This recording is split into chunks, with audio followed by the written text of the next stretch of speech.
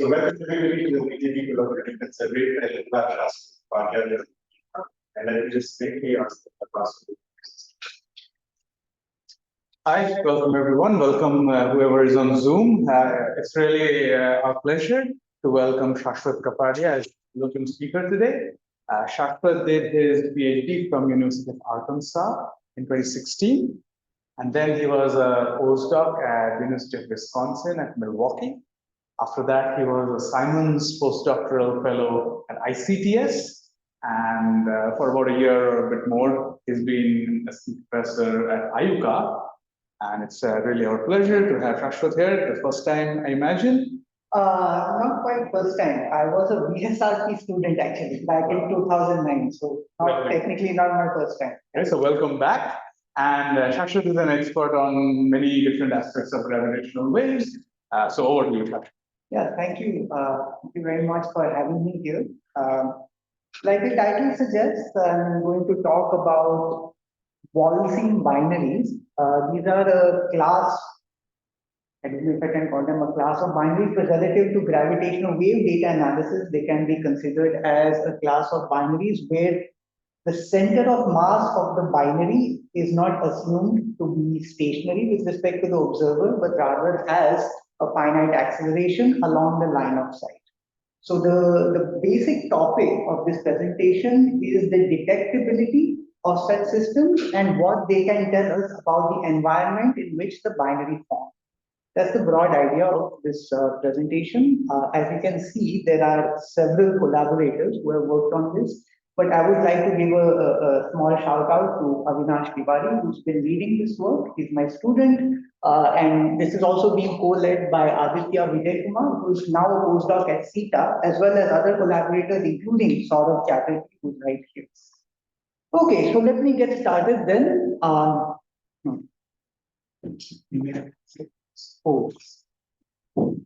Okay, for some reason it has. No, yes.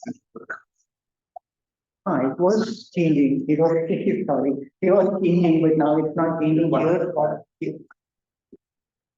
That's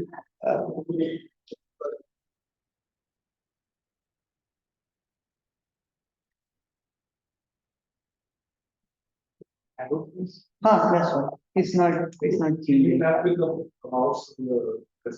So I tap on the presentation. I did it. Okay. Yes. Okay, thanks. All right. So should I wait for him to come back or let's continue? Okay. I'm going to leave this here. All right. So it's working. Yeah, it was that's a minor thing. Okay. So this picture here, or rather three pictures that you have, corresponds to the network, gravitational wave network, consisting currently of 3 detectors. I haven't put the 4th one because it hasn't yet started observing. So I have 2 LIGO detectors in the United States, LIGO Hanford and LIGO Livingston, that have been taking data, including the famous GW170817, were detected by these 2 detectors. In the second observing run, a 3rd detector came online, that is the Virgo detector in Italy. The hope is that by near the end of this observing run, yet another detector will come online, and that's the KAGRA detector in Japan.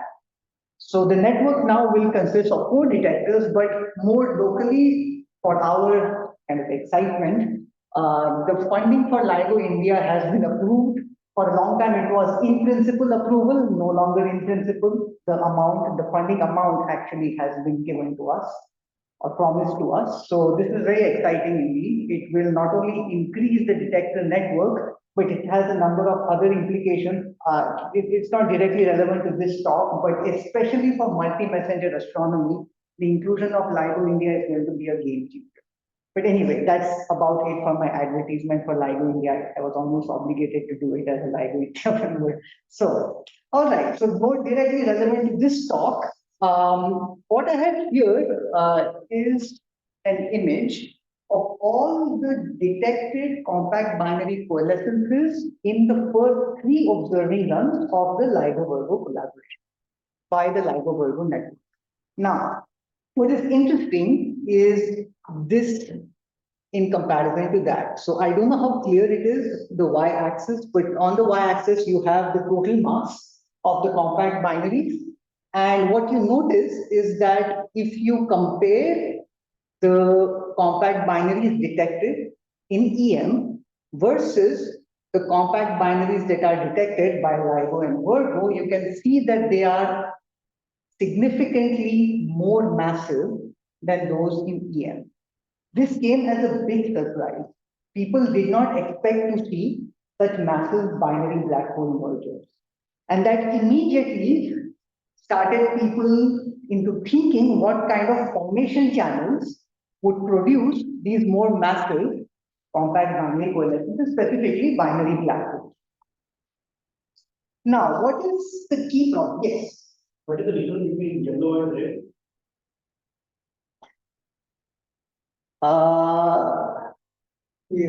Yellow is neutron star, red is black holes. Yes, that's right. So these are black holes. These are all neutron stars over here. The blue ones are the binary black holes detected by the LIGO-Virgo collaboration. So not really a gap, it is a continuous distribution. Yes, but you'll see that there is a well, if you look at the number of black holes that are more massive than those detected in EM, that's quite significant. And people then started to think of formation channels for the LIGO-Virgo. What is the x-axis? Nothing. It's just to make sure that all of them fit. So the way that this is designed is that you have 2 objects that merge to form a third object. So in order to enable sufficient space, we had to spread it out along the horizontal direction. The x-axis has no meaning. Yes, it means that black holes detected in EM. So like X-ray binaries, for example, first. Obviously, of course, there's no direct detection of. So which are the ones that are detected in EM? I'm sorry. Which are the ones? The one in red. Yes. Yeah. So as you can see, there is clearly a preference for heavier binary black holes for those detected by the LIGO-Virgo detector. In fact, the population modelers did not take these black holes seriously before they were detected. I mean, there were certain formation channels that were considered, but they were not taken that seriously. But after LIGO-Virgo, Does the sensitivity of the LIGO detector to mass follow up at some mass? yes, it does. Yeah, What mass? it falls off as the mass, total mass, It falls off. as the total mass. Yeah. But well, there's a slight subtlety. So there are two parts that enable a gravitational wave detection. There is the part in the phase of the gravitational wave, and there's the part in the amplitude. The part in the amplitude goes as the mass. The part in the phase, this is a little more subtle because the wave. I'm sorry. The part in the amplitude goes as 1 by. No. It falls as is proportional to mass. Larger the mass. Yeah. Yeah. Okay, that's what it's called. Yeah. But there is a subtlety though, and that is the part in the phase. Now, if supposing you have your power spectral density for noise, which covers a certain frequency band, okay? Now, the more number of cycles of gravitational waves that fall within that band, the louder the signal will be. Now, it turns out that the more massive the object, the fewer the number of cycles in band. So that kind of, it's a competing effect, right? So there's one part which helps the fact that you have larger mass, and the other part which does not help, it does the other, or the other one. Like the fewer cycles you have in band, the less detectable it becomes. And the net result is 1 by. No, the net result is more complicated. It's not that, yeah, it's more. Okay, so here's my real question. If you plot the histogram of masses. Yes. Okay. Yes. And compare it to what LIGO should see. Right. It's flat distribution. Right. Do you see something like a flat distribution, or do you see something? No, you don't see a flat distribution. So Right. So I think what you're referring to is the mass spectrum of so once you account for the selection effects, meaning that you account for the fact that the further out the object is, the more dim it's going to be, and also the selection effects related to mass. The most preferred model right now is what is called the power law plus peak model. So essentially, the mass spectrum goes as the mass raised to minus alpha with a bump or a peak near the what is called the pale instability supernova graveyard region. So that's around a mass of 40 solar masses. So there's an excess there. So that is the most preferred model right now. I personally don't necessarily buy all of it, and I'll tell you why. This is a data analysis problem. So what currently LIGO-Virgo is doing is that they are saying, okay, let us consider a set of models. I will then do a Bayesian analysis and check which of these models are preferred. Now, among these models, the most preferred model, meaning the one that has the largest base factor, relative base factor, is this power law plus peak model. But that doesn't mean that that is the true model. It just happens to be the model that is most preferred among the ones that you have chosen. So, okay, this is what the status is right now.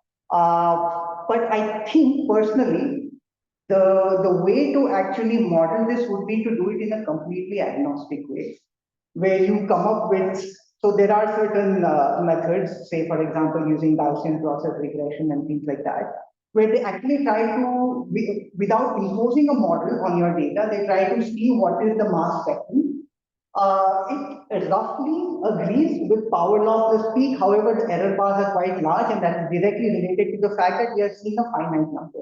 As this number increases, this error bar will decrease. The hope is that by the end of the 5th observing run, we will get a very good idea of what the mass spectrum looks like. So while I say, what do you expect from the numbers? Sorry, Number of binaries that we observed. by the end of the 5th observing run, of the order of 1,000. Currently, what is alpha? The power? Alpha is, I think it was negative, sorry, alpha is 2 point something, it's minus 2 point something. So yeah, it was not exactly saltpeter's alpha, but it was a little bit less, yes. But the entire thing was not a power law. Again, there was a form. Any other questions? Okay, yeah, I mean, feel free to ask as many questions as you like. All right, so here, another interesting thing to notice, which again came as a surprise, is that the majority of the detections are binary black holes. So people did not expect to see as many binary black holes as we eventually ended up seeing. So at the end of this, the third observing run, we had 90 odd. Again, 90 is a number that is subject to some dispute because there are certain detection pipelines that claim that there is more than 90. But nevertheless, I think the number that people tend to give in talks is 90. So I'm going to give that number. So of the order, about 90 have been detected, of which only 2 of them are confirmed binary neutron stars and 2 are confirmed neutron star black hole systems. All the others are binary black holes. Okay, so this is the status right now in terms of detection. All right. So, like I said, we need to come up with a model that will enable us to say why is it that we see these binary black holes that are more massive than what is typically detected in EM. Now, there are several formation channels. I'm not going to go into the details of the formation channels as such. I'm just going to point out 2 that are fairly popular. Again, I will not go into all the details because otherwise it just digresses from the main topic. But broadly, there are 2 formation channels that are considered, and both these formation channels essentially have to answer one question. How is it that we get these binaries to merge within Hubble time? Now, what is known is that just through the emission of gravitational waves, in case people don't know, gravitational waves carry away energy and angular momentum, which causes the binary to shrink and eventually merge. If it was only gravitational waves, the objects would not merge in Hubble time. This is a well-known fact. So therefore, there has to be additional mechanism that doesn't involve gravitational waves, that is carrying away energy and angular momentum, that enables this merger to happen in Hubble time. So let's take a look at the two most popular formation channels. The first one, which is here on the left-hand side panel, is the so-called isolated evolution. You start off with two main sequence stars where one is more massive than the other. The more massive one evolves faster. And what ends up happening is that after you have Roche flow overload, there comes a phase which is referred to as a common envelope phase, which basically covers both objects in the binary. Now, during that phase, that is where the extra loss in energy and angular momentum happens, which enables the merger to happen within Hubble time. And then eventually the objects merge, and you have basically explained one way in which these objects could have formed and merged in Hubble time. All right, what is the other one? Well, in the other one, there is no common envelope. And the expectation is that if this happened in some dense stellar environment, then interaction with a third object could carry away energy and angular momentum, which could then enable the binary to merge in Hubble time. So these are the two most popular, broadly, the two most popular formation channels. One is called the isolated formation channel, the other is called the dynamical formation. All right. The channel you need two interactions. I'm sorry. First interaction is that's the main sequence sum. Then you need Virgo interaction for hardening. In this particular example, there are two interactions that are taken place. Yeah, that causes the binary to harden. Essentially, hardening means loss of energy and angular. For hardening you need Virgo interaction. Yes, yes. And this sort of thing is most probable only when you are in dense stellar environment, not in the field. Any other questions? All right, so 60 solar mass is possible. you mean total mass? Yeah. Yes. Yes, 150914 was close to 60, the first one. These main sequence star. Yes. 60 solar mass. Total mass, yes. Yes, that's possible, yeah. I see. What kind of I don't know. What kind of progenitors mean? Stars are You mean how is it that, you mean what is the initial mass of the main sequence star and how is it? I don't know. I'm not sure. I don't know the exact numbers.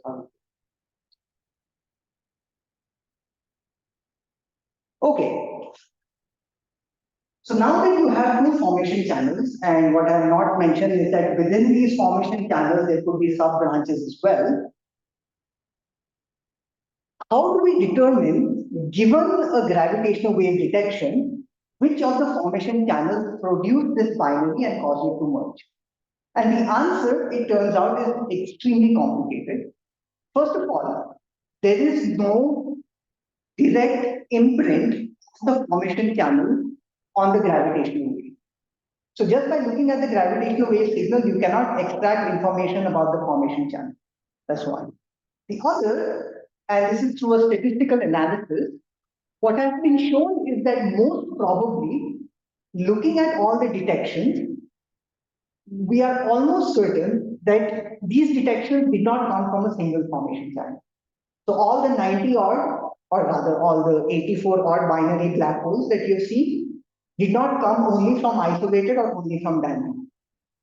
So from statistical arguments, people have also made that. By statistical arguments, I simply mean they looked at the distribution of masses and spins, compared that to those predicted from simulations, and what that suggests is that a single formation channel does not explain the mass spectrum and the spin distribution that you observe.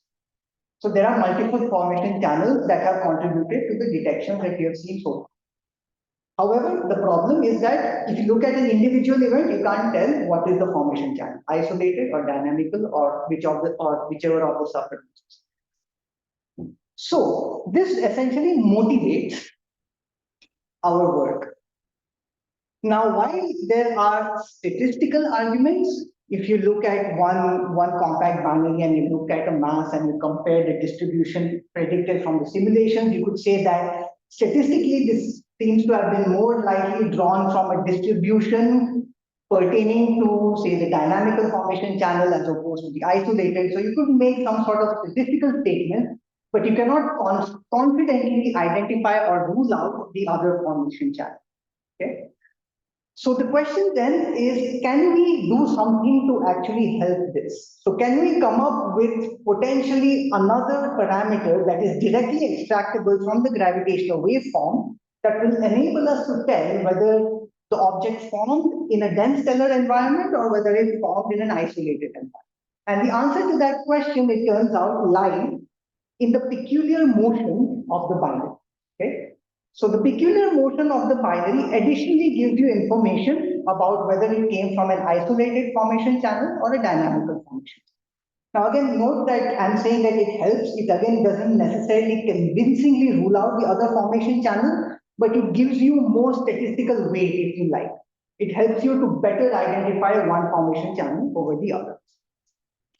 All right, so now let me just briefly describe what a gravitational wave signal looks like pertaining to a compact binary coalescence event. Essentially, it has three parts. It has an inspiral part, it has a merger part, it has a ring down part. Now, this is typically broken up into three, mostly for computational reasons. It turns out that the inspiral part is analyzed using one formalism, the so-called post-Newtonian formalism. There is no analytical or semi-analytical way to analyze the merger. One has to use full-blown numerical relativity, where the Einstein equations are essentially solved on a cluster of computers. This is the so-called numerical relativity. It turns out it's very, very computationally expensive. That is why you don't analyze the entire waveform using numerical relativity. You analyze merger. And then you have ring down, which is analyzed using black hole perturbation. So what do you think? Waveform? All starting from exactly. So if you did that, even just the merger, the amount of time it takes is of the order of a month, and it's just a merger. So that's how computationally intensive this is.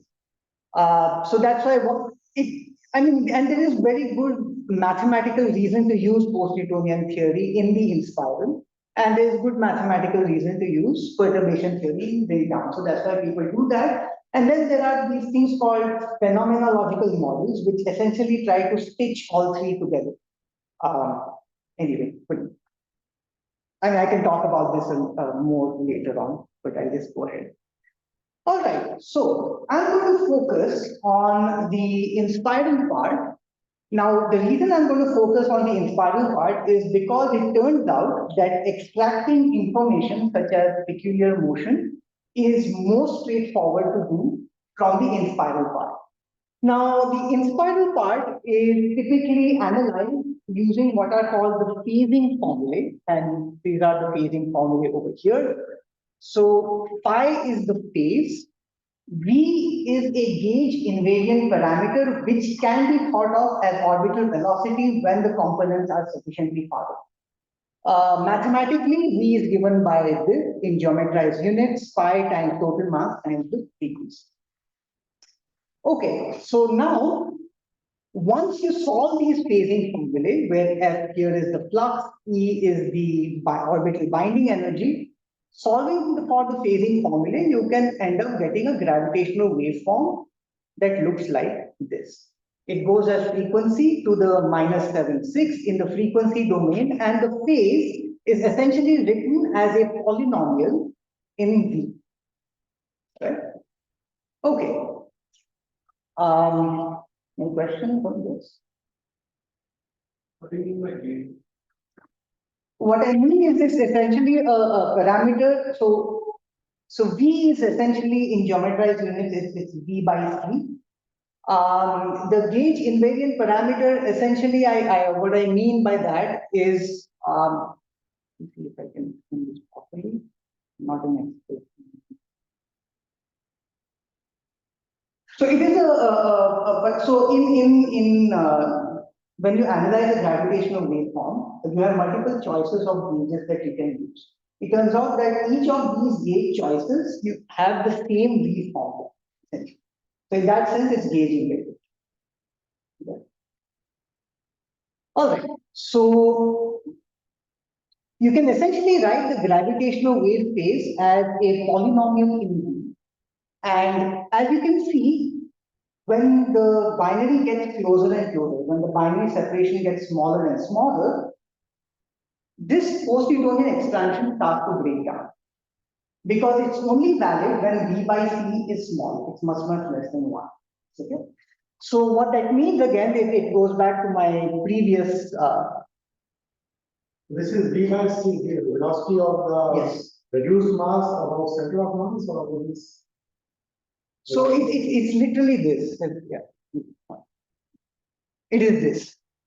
Mathematically, it is exactly this. M is the total mass. M is the total. Yes.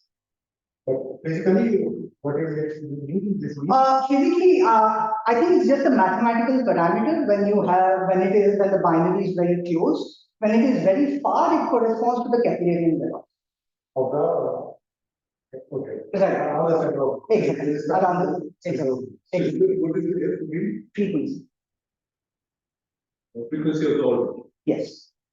So this is approximately, so the approximation is that it is roughly constant. It's constant over many periods. F. No. No. It's not a it's not you actually F does change. So V is constant. Yes.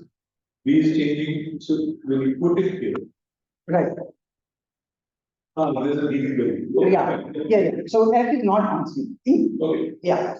So that is what is referred to as a chirping signal. Yes, so this is in the long distance region, the Keplerian velocity. Yes. And we are just change. Right. Okay. Any other question? Yes. Spiral phase, but is in typical what is the very Good question. I can tell you what the frequency is typically. So for say a 30-30 solar mass type system, the frequency tends to be of the order of 100 when it's about to merge. Now, of course, when the objects get lighter, by the time they merge, the frequency will be higher. So for a binary neutron star, near the time of the merger, the frequency of the order of 1000 Hz. I haven't, however, done the maths to calculate what V by C is, but if you just plug in the numbers, you will get it. I remember it is around 1 over V by C. Right. So, any other questions? Yeah, this is natural. So in this region, the post-neutron region, what is conserved? Is the angular momentum conserved, or is the radiation? Is the no, angular momentum is not conserved. No. Well, I mean, the angular momentum of the orbit plus the angular momentum of the gravitational wave that is constant. And which part is the radiation? Sorry? Which part is So, it's essentially this formula here. So what we are saying is that the flux F is minus the binding energy dot. So F equals minus d by dt. You then use the chain rule. F equals minus d by dv times dv by dt.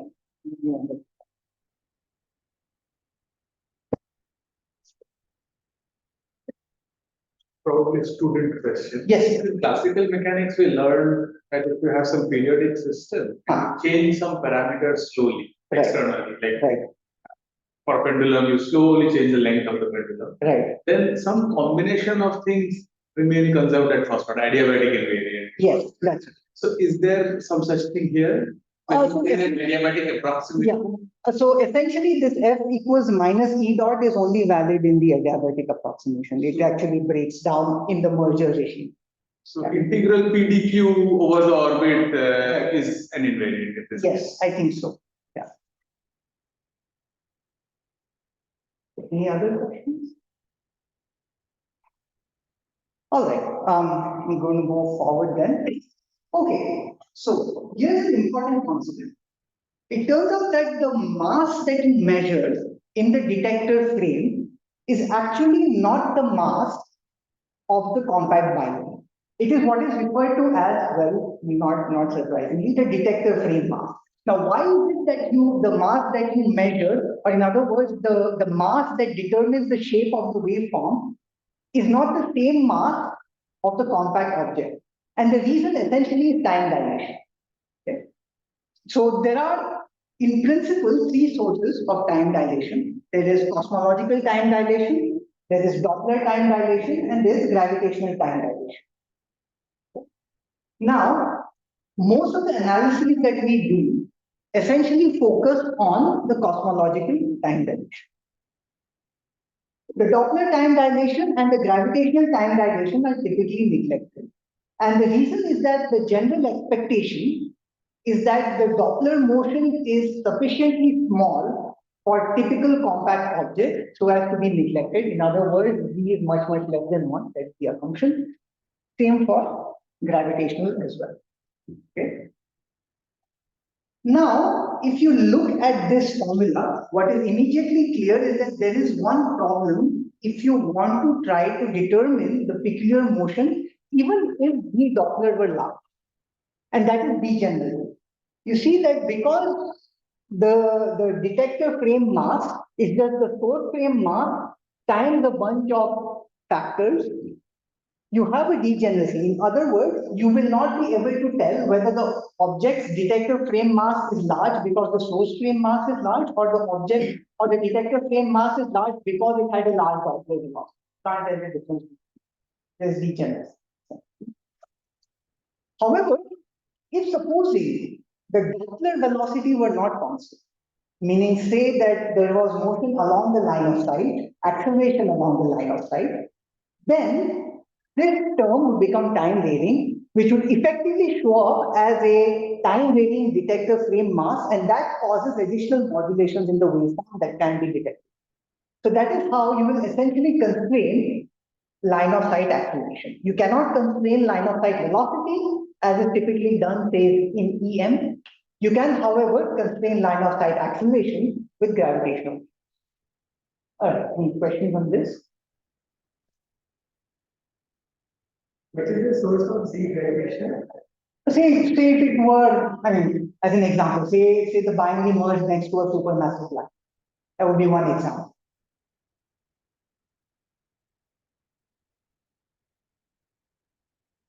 All right. So like I said, what about accelerated motion? Now there are a number of stellar environments that are dense and that could provide the necessary potential that could enable a finite line of sight acceleration. These include globular clusters, nuclear star clusters, active galactic nuclei, and say, like I was answering here, next to say the merger happened in the vicinity of a supermassive black. Now, such environments could impart an acceleration to the compact binary either because of the existence of potential, or if you are in a dense stellar environment, the probability that there could be a merger that happens due to interaction with a third body, that is also non-zero, or rather it increases, it's not trivially small. So there could be two sources that could provide you with a finite line of sight acceleration.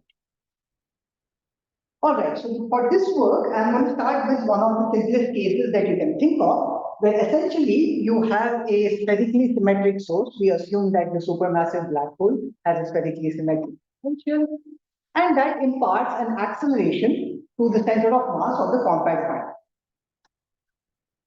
So then, if you go back to that equation which I had on the previous slide, the detector frame mass is, well, there is 1 plus Z cosmo, which is always there. There's 1 plus Z gravitational due to the mass of the supermassive black hole. And then you have this term which will incur an additional modulation to your gravitational wave, right? Now, what we do here is that we assume that the acceleration is sufficiently small so that we can approximate V Doppler as the acceleration times time. Okay, so that is the approximation that we make, and it turns out that this approximation is valid almost, in fact, for most radii with respect to the center of the supermassive black hole. It's only when you get to radii of about 10 to 40 radii or smaller when this approximation actually starts to break down. So this is the approximation with which we work. As you can see, this produces a time varying Doppler shift. The next question then is, if supposing I assume this answer for how the Doppler shift is changing, how will that modulate my waveform?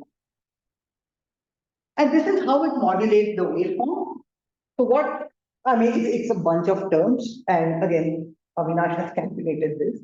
So like, this is actually a fairly tedious calculation. So Just for a second. yes, yes. Just trying to understand geometrically this cos theta. Yeah. So maybe I'm thinking very wrongly, but there are two of these objects which are going around, and when I think Doppler, I mean that one of them is coming towards me and one of them, no, that's not. Can you explain that a bit? You have two, so it's three objects. You have the supermassive black hole, and the two objects are going around each other. The line of sight acceleration that I'm talking about is the line of sight acceleration of the center of mass of the binary with respect to your line of sight. And how is that different from Z gravitational? Like, so Z gravitational is also the acceleration due to the supermassive black hole on the binary. Yeah, no, but there are two sources of your redshift. There is a gravitational redshift and a Doppler redshift that have their separate contributions. If you maintain a constant radius, as is considered in this example, the gravitational redshift is a constant. And therefore degenerate, and therefore you cannot determine it. Okay.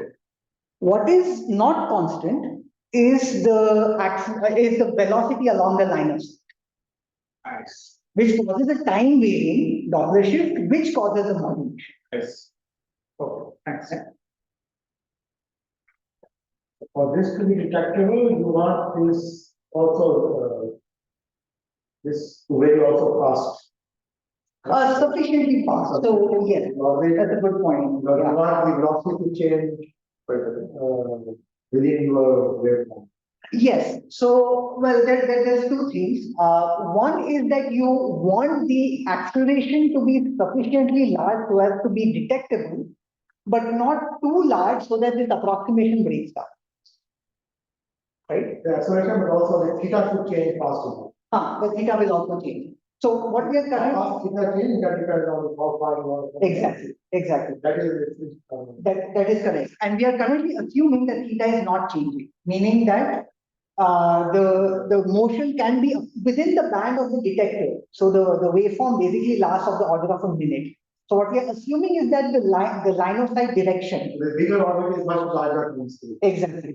Yes, exactly. We are not looking for. Exactly. Because I mean, in band is of the order of a few minutes, which that is not. It's a very good approximation. Let me put it. Yes. The acceleration is very large. Yeah. In principle, it should be easier to detect the modulation, but it said that the approximation there breaks down. Yeah, easier to detect, more difficult mathematically. Because is it too complicated to? No, yes and no. So there's a few regimes here. You could get to the regime where, like you say, the direction of the binary with respect to the line of sight is changing. Okay. Now, when that happens, you can also incorporate additional kinematic parameters. So in addition, so you can no longer assume that your line of sight acceleration is a constant. So you then introduce the next term, which is your jerk parameter, so which is the rate of change of acceleration. You can go one step further and include snap. In fact, it turns out that Avinash has done calculations all the way to crackle. So that's going to be so acceleration, jerk, snap, crackle. So we are planning to incorporate all of that for the next follow-up work. For this work, and since this work essentially focuses on present detections where the duration of the signals in band is of the order of a minute, acceleration is more than. Very quick clarification. So is it correct to think that at the point that the binary comes into my frequency window, Yes, there is some acceleration, but all of that acceleration is included in Z gravitation? from that is the point at which I call it t equal to 0, right? At which it starts coming, because the only linear increase in speed that I'm seeing for the duration of observation is since I can start seeing the object, because otherwise what is the meaning of this linear AT increase of speed? See, the velocity is being modeled as a times t. Yes. By c, That's right? right. So all the speed that is before that. Okay, let me put it this way.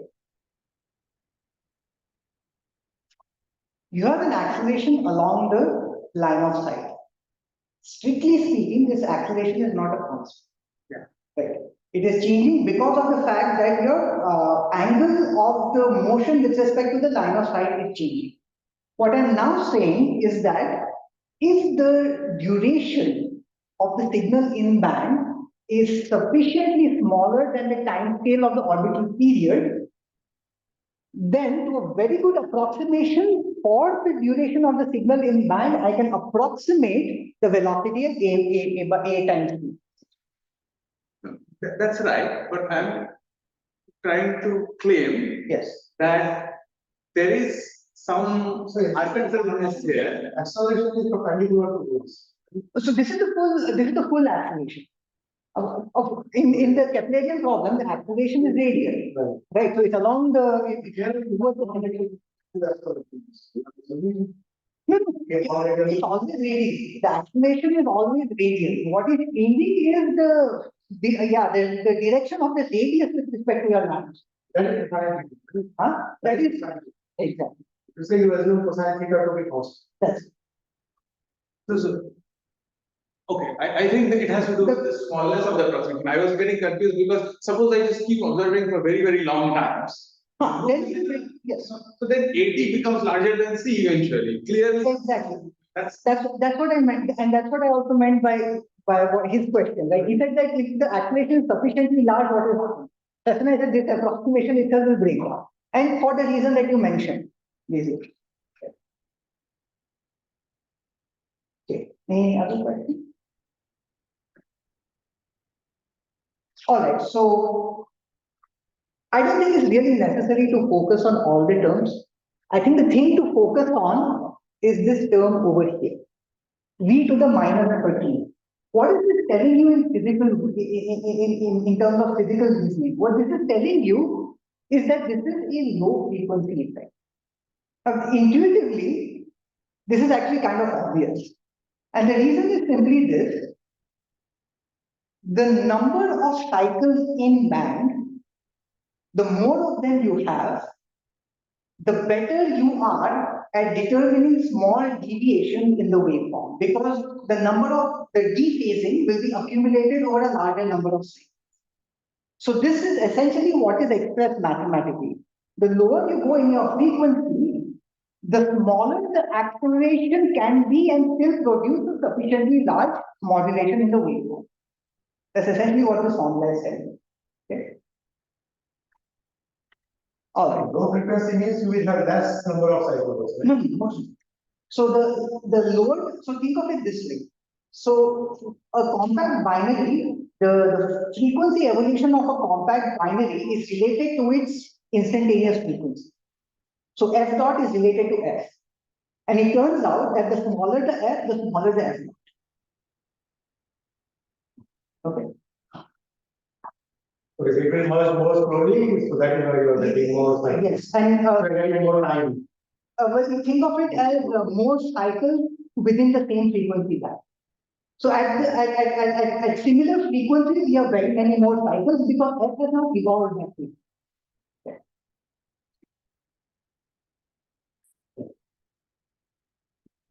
Any other question?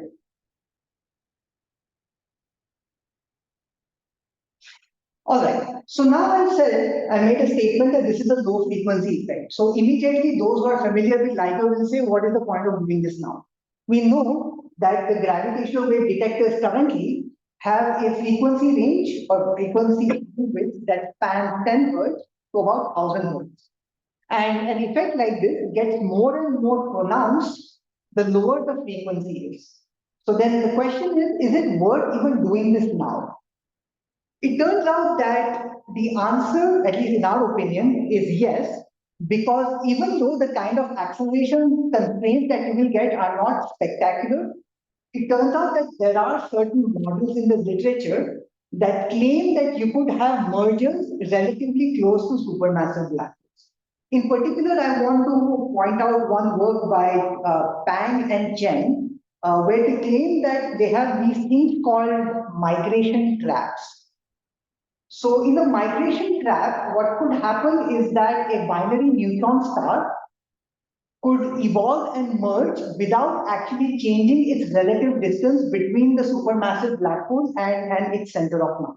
So it essentially maintains a circular orbit because of the migration trap. And it turns out that these migration traps have radii that are few tens of Schwarzschild radii. So what that means is that while your constraints may not be spectacular, at least some of these more, for want of a better term, exotic models can be ruled out. Okay. So now I come to a little bit of data analysis, gravitational wave data analysis to essentially describe how you would extract this gravitational wave, or rather, how would you extract the acceleration from the gravitational wave? So essentially, what the type of thing that you see in a gravitational wave detector is this dark blue. And hidden within this dark blue is potentially your gravitational wave signal.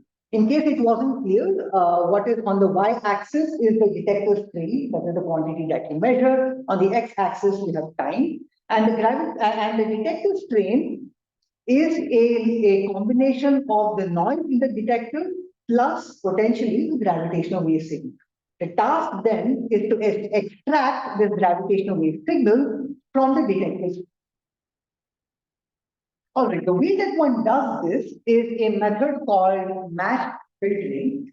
So what happens is mass filtering is that you essentially construct a quantity called signal to noise ratio, which in the context of gravitational waves is defined by this equation over here, where essentially you convolve the Fourier transform of your detector data with a gravitational wave template, and you divide it by the noise power spectrum.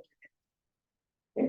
So this is the kind of the heart of gravitational wave detection. For those who are not at all familiar with gravitational wave detection, you might wonder, well, in order to construct a template, an appropriate template, you need to know what the signal is in the data. But since a priori you don't know what the signal is in the data, what template should you use? Seems like a catch-22 problem. The way that we mitigate this is essentially by brute force. You construct an entire bank of templates, varying in masses and spins. The bank at the moment consists of over 1 million templates. Each of these templates is cross-correlated with, Each of these templates is cross-correlated with the detector data. And if you have the noise or spectral density for the detector, you can then find the signal to noise. You also have to make assumptions about the statistical properties of models, right? Yes.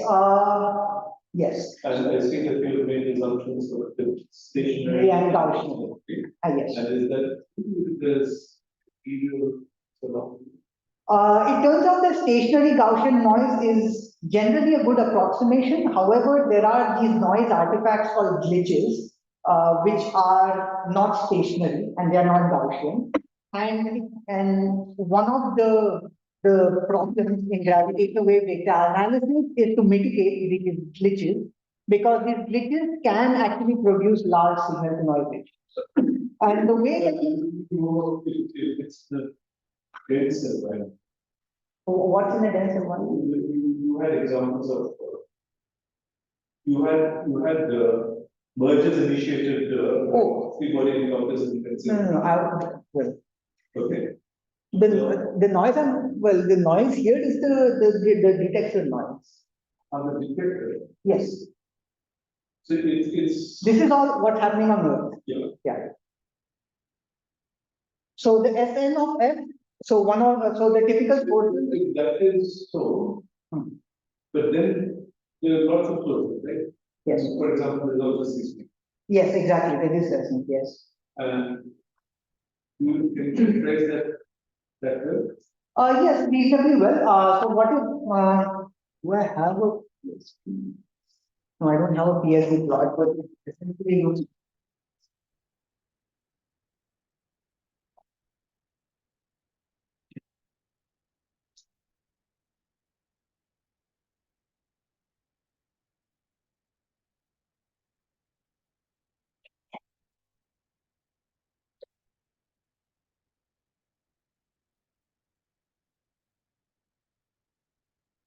So it's a log plot, and it rises very sharply below about 10 hertz, and that's almost entirely due to seismic noise.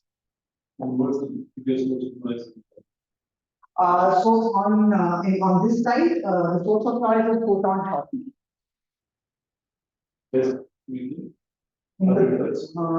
It's a combination of a few things. So there is some seismic noise here as well, and there is also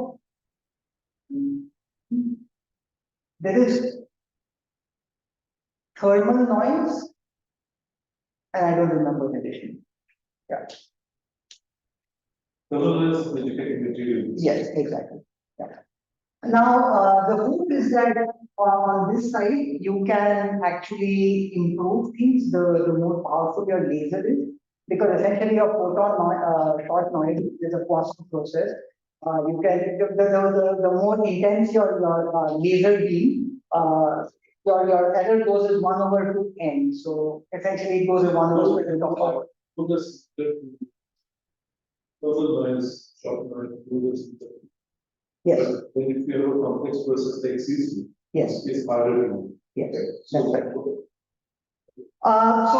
One way to mitigate seismic noise is to not be on the Earth. So the next proposed mission that is most likely to happen is this mission called LISA, which is going to be a space-based detector, and that's going to be sensitive from 10 to the -3 hertz or so. Yeah. Okay. Any other questions? Explain what you're doing. You have signal and noise, Yes. and you're trying to separate the noise by doing what? We are not trying to separate the noise, we are trying to extract the signal from the noise. So what we are doing is that we are essentially doing this operation over here. You take the Fourier transform of the detector strain data. You then take a frequency domain gravitational wave template and you multiply the two divided by the power spectral density, noise power spectral density, and then you perform this integral. That is defined as the signal to noise ratio. The larger this value, the more likely it is that that you have a signal in the data, provided your noise is stationary as Gaussian, as I said. When you have non-Gaussianity, the problem becomes significantly more complicated. But there are other unmodeled ways of at least checking if there was a glitch or not. And if there is a glitch, that portion of the data is just excised. So if you had a signal which was sitting within the glitch, you're essentially lost.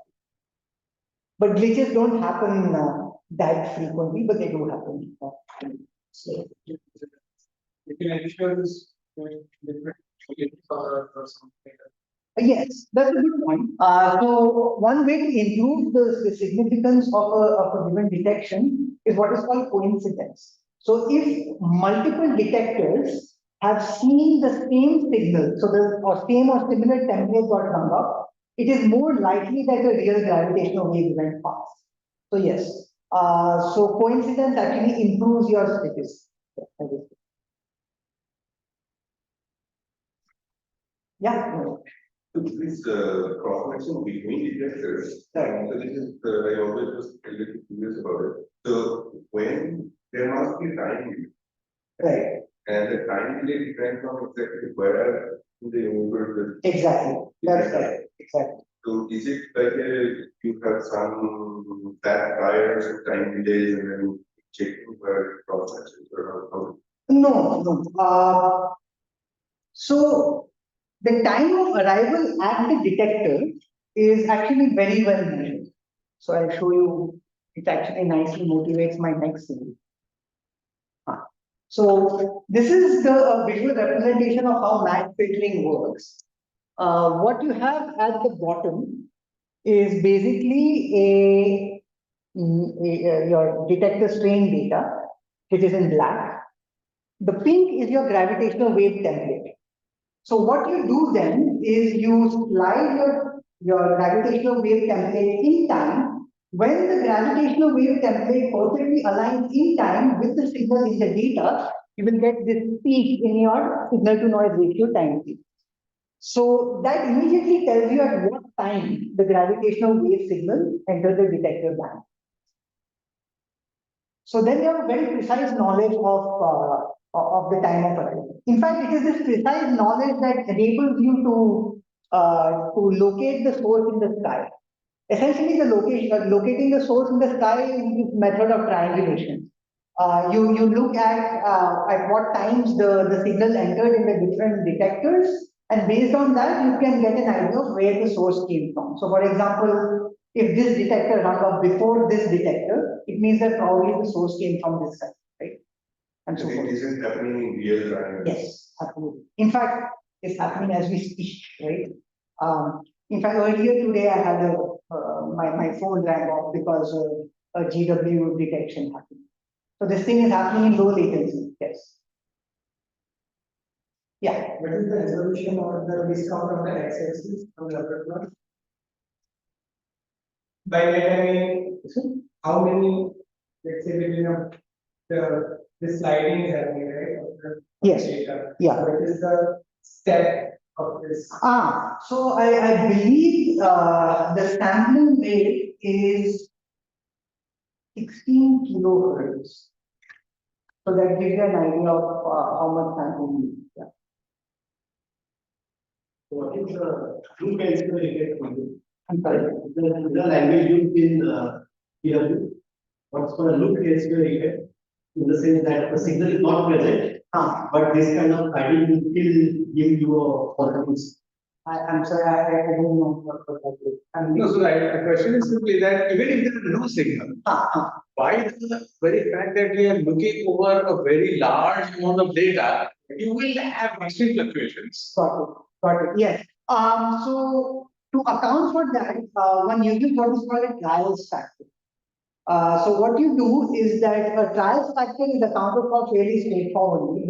Say your template bank consists of 1 million templates, then your false alarm probability that you evaluate from your detection statistic then gets multiplied by this trials factor. What that means is that your false alarm probability has to be significantly lower in order to claim a detection. So that's how you mitigate this. I didn't know it was called look elsewhere effect, but yes, it's essentially the trials factor that has to be incorporated.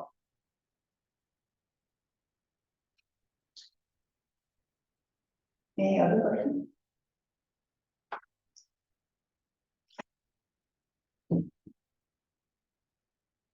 Okay, so this was detection, but it turns out that detection methods are in data analysis lingo, detection methods are effectual but not skillful. What that means is that the parameters of the template that allows you to extract the signal from the data need not correspond to the true parameters of the source. So while it did produce a large signal to noise ratio, you cannot trust the parameters of your template. So all you can say is there is a signal in the data, but so far I do not know what the parameters of the signal are. Okay. Now, in order to be able to determine what the parameters of the signal are, you essentially have to sample what is called gravitational wave likelihood. So how do you do this? You essentially have your detector strain data S, and you subtract out your gravitational wave template from the detector strain data, and then you perform the operation that I have put down over here. So since this is a likelihood, one samples it using large-scale Monte Carlo methods, and these Monte Carlo methods essentially sample the parameter space of the gravitational wave, and for every sample, you generate a gravitational waveform and you evaluate what the likelihood is. You do this over and over and over for multiple vectors that jump around in your parameter space, and then you reconstruct your likelihood for the gravitational wave. Just to check here, it's already 5. Is it okay if I go forward? Yeah, I mean, there were lots of questions. But if you need me to speed up, I can. roughly how much? Probably 10 minutes. I'll try to finish it in 10 minutes. Okay. So you sample the gravitational wave likelihood, and you should be able to then determine what are the parameters of the source that produce the gravitational wave. So now what you do is you essentially incorporate in your gravitational waveform the effect of line of sight acceleration. So you remember this long nasty expression that I showed earlier, you incorporate that in your gravitational waveform, and then you evaluate what is the gravitational wave likelihood, did that, and this is what it looks like. We did that for 2 events, GW170817 and GW190425. For those who are familiar with these labels, you will immediately realize that these are binary neutron stars and therefore light objects. The reason we chose light objects is because we wanted very many cycles in band so that we can get as good as possible constraints on the line of sight.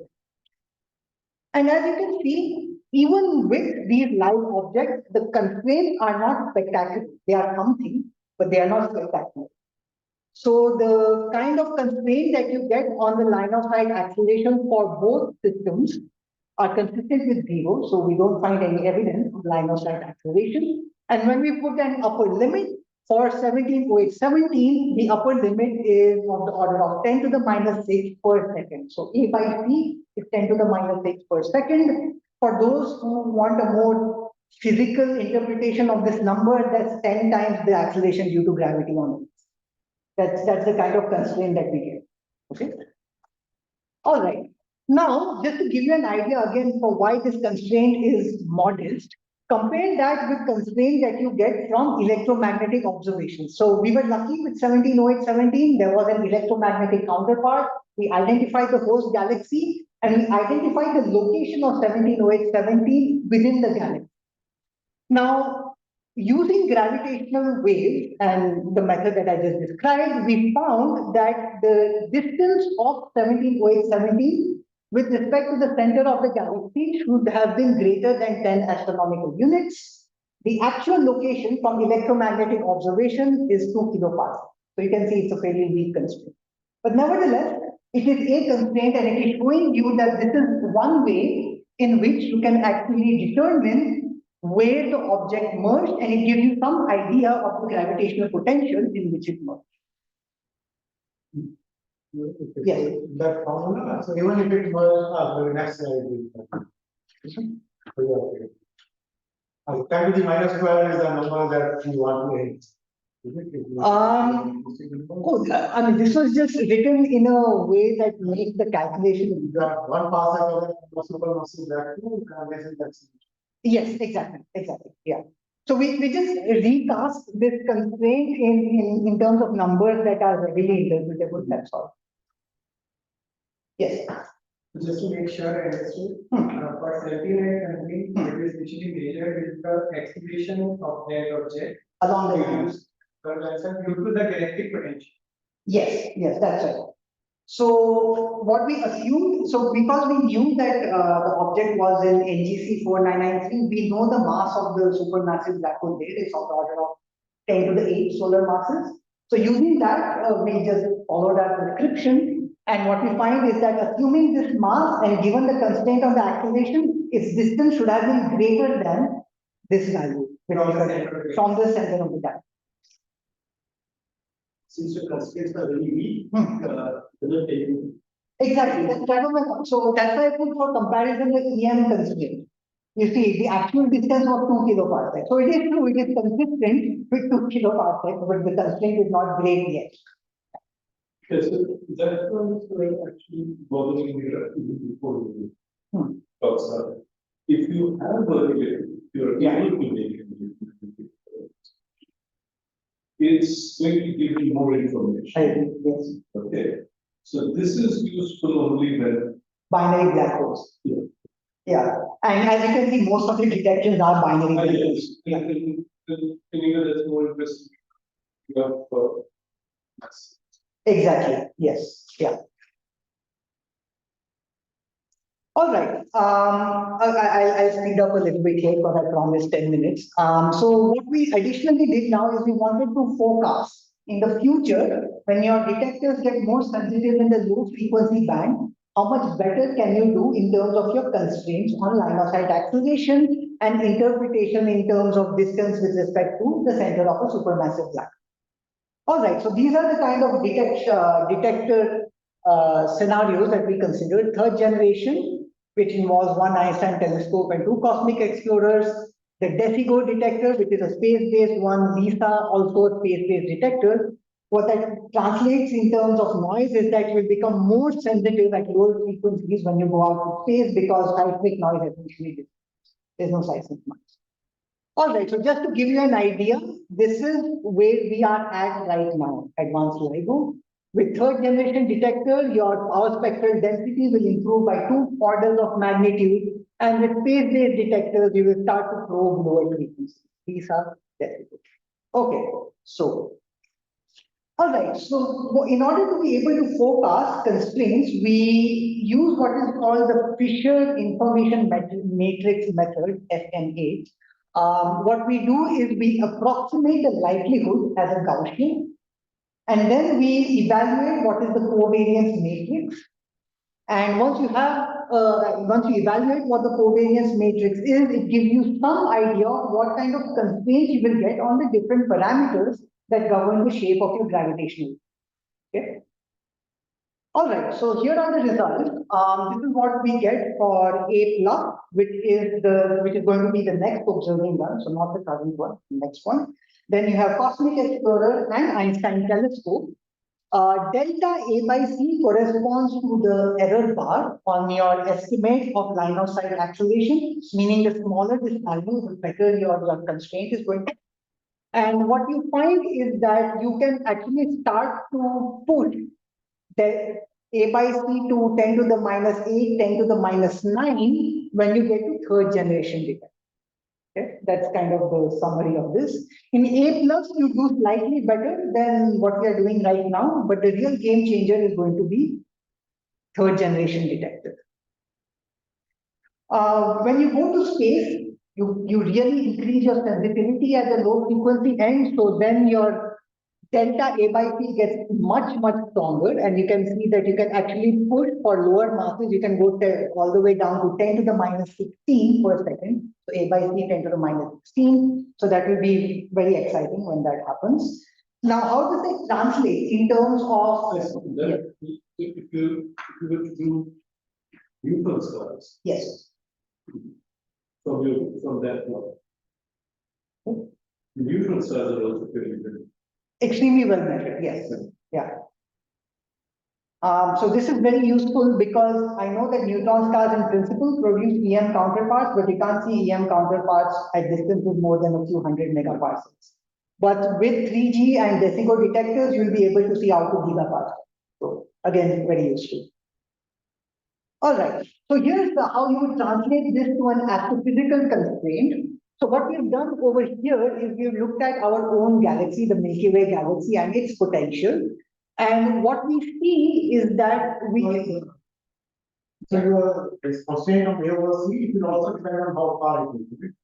Other than the that's a good point. So there's an assumption that a particular good point. What we assume is that we have a signal to noise ratio of 10.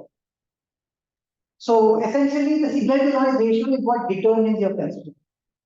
So we ensure that we always have a signal to noise ratio of 10, and relative to that, what are the constraints? Yeah, that's a good point. Yes. that will correspond to different distances for different. That's right. But it also interplay between mass and distance, right? So always you ensure that your signal to noise ratio is 10 when you do all the points.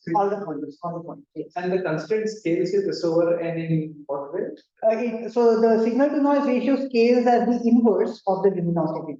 No. How does the constraint on A by C? So the sigma scales as FNR. So So the larger the SM, so it's inversely proportional to SM, basically. Yeah, and that's like 1 by R square. Exactly, yeah. Okay, so this is your galactic potential. The galaxy that we looked at is the Milky Way galaxy, and we wanted to see how does your constraint translate to a constraint on the distance with respect to the center of the galaxy. And as you can see, so over on the y-axis, you have A by C, on the x-axis, your distance in kiloparsec. And what this is telling you essentially is that with DECIGO, you can go out to of the order of 1 kiloparsec with respect to the center of the galaxy. So essentially, we are becoming competitive with 170817 like detection that we had. So from EM, you were able to constrain 170817 to be at 2 kiloparsecs from the center of the galaxy. With DECIGO, you will be able to do something similar with binary neutron stars. And that is extremely exciting because this then starts to tell you where the binary actually formed. It gives you some idea of where it formed. All right. With sort of collaboration, we got access and we were able to extract information from the cluster Monte Carlo simulation. So the cluster Monte Carlo simulation are simulations of globular clusters.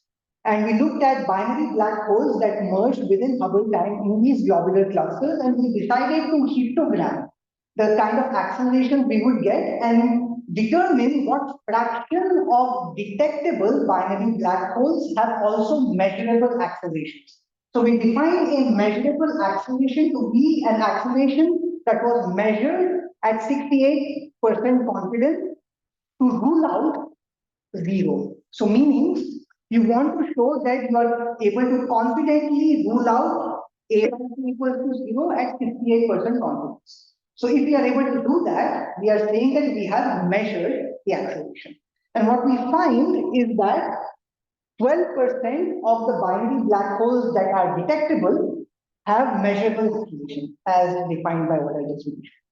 Does that make sense? What you will notice again is that these are all the accelerations. That's basically the blue squares. What we find are accelerations that are preferentially at larger values.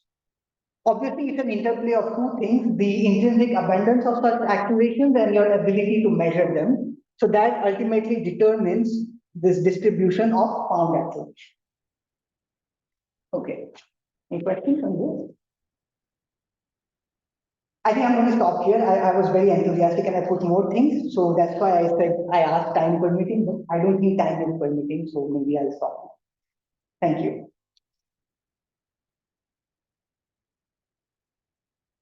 Quickly on this blue one, correct question.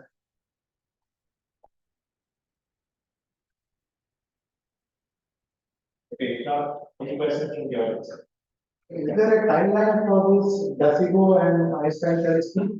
There is a rough timeline for Einstein telescope. DECIGO is very much still a conceptual detector, and we don't know if it will fly or not. In fact, if you ask people like Sanjeev, who's at IUCAA, and Subhadeep, in fact, who's here, they are part of a team that is trying to convince ISRO to fly a DECIGO type event or DECIGO type detector. So it will be great if you could do it, but at the moment, yeah. That will be responsible for ISRO firms. I don't know that actually, but I just know that they are involved in Einstein telescope. that is, so Einstein telescope, the funding is coming through quite nicely, so it's almost clear that it will happen. The expectation is that it will happen after 2035, as far as I know.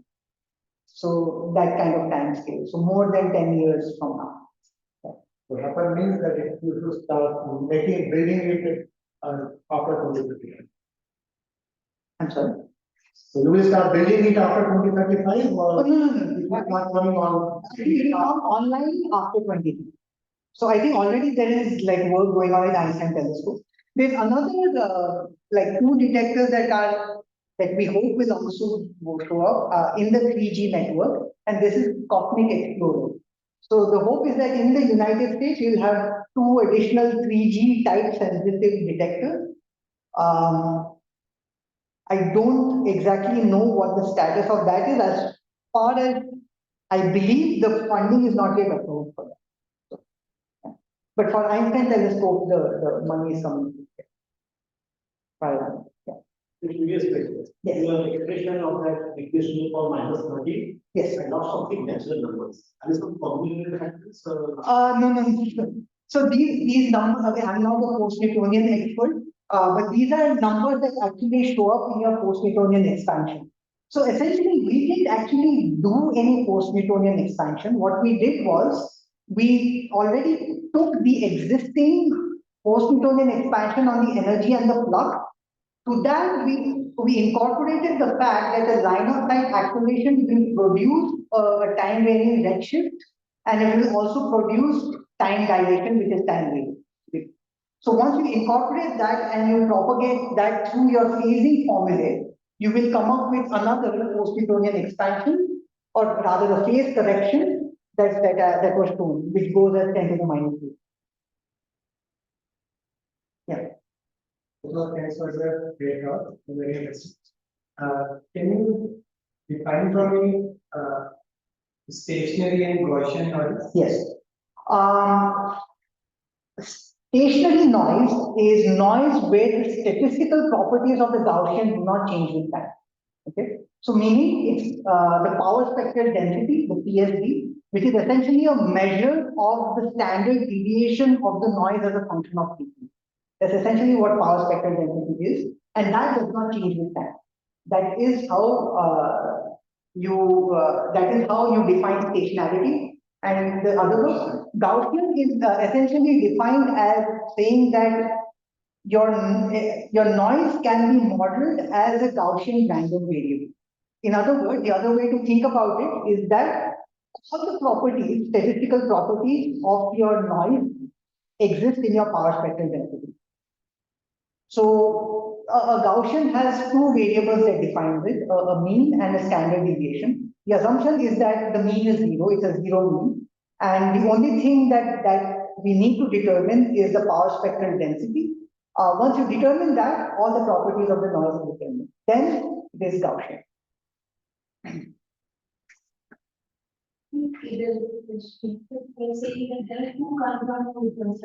That's it. So the other one for virtual is talking about GW19. Exactly. It is a confirmed event, although within the collaboration, people believe that this is a binary neutron star, but you will see papers out there that also claim that it could be primordial black hole and it could be other exotic things. Yeah. The event is confirmed. So there is Event is confirmed. The black plot also. Yes. Binary Strictly speaking, if I'm extremely rigorous, then no, it is not confirmed. But that's right. That's a very good point. And that is what motivates a lot of people. In fact, I believe you were telling me over lunch, it also motivated one of your works.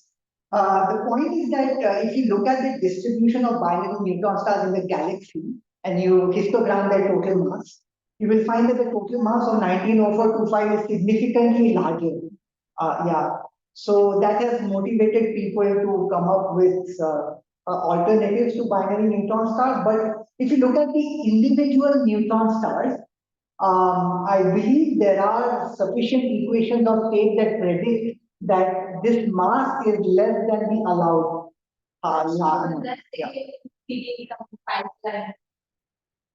Yeah. The measurement of the mass dependent on some statistical thing. Well, okay. So I think that there is some. This mass is really it can be a probable So are you asking whether we are confident about the masses that we have measured, or are you asking whether we are confident about what the object is? The masses from that. The masses measured within error bars, we are confident about it. but given the nature of its mass, you are free to speculate that it could be something different from a binary neutron star. People will not probably do that with 70 to 70 because you saw an EM counterpart, you saw a kilonova, you saw a short Gianni. All of these things are expected in binary neutron star merger. So less speculation on that. But given that you didn't see any counterpart for 190425, which could well be because it was a single detector event, so the sky area was enormous. So the telescope may not have had sufficient time to capture the transient. That could well be.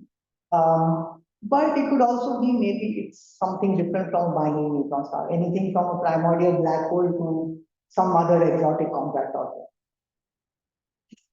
Yes, Just one question. yes. So, like when you study the spiraling of these stars for the binary, so what we do is basically we transform every like the distance between the two stars in the frequency, right? Distance between, yeah, oh, okay, yeah, that's one way of thinking about, yeah, sure, So okay. in your picture, in presence of this, I'm not just getting the picture. So in presence of the supermassive black and the binary. So what is the R that you are considering? That is the distance between the SMBH and the Exactly, and the center of mass of the. and the R is also varying. No, the capital R is that distance. I did not put any label for the distance that separates the two components of the binary.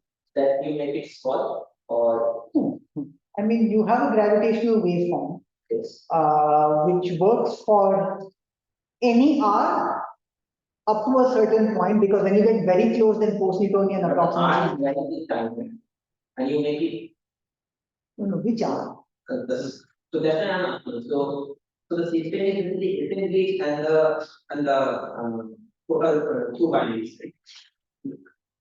Let me just go to the image. Yeah. Yeah. Yeah. Yeah. Here's the image. Yeah, so basically, this is the two point system. One is the SMBH and one is the center of mass. So the R that was specifying that is the distance between SMBH and the binary. This R here is the distance between the SMBH. Okay, I see your point. There was a notational inconsistency. The small r here is indeed the distance between the center of the SMBH and the center of mass. And later on in my slides, I used capital R, but it's the same thing. Nowhere in this presentation did I need to consider the separation between the binaries. Okay, that was. Yeah. Okay. Yeah. Thanks for catching. Any further questions? Okay, if not, that's fantastic.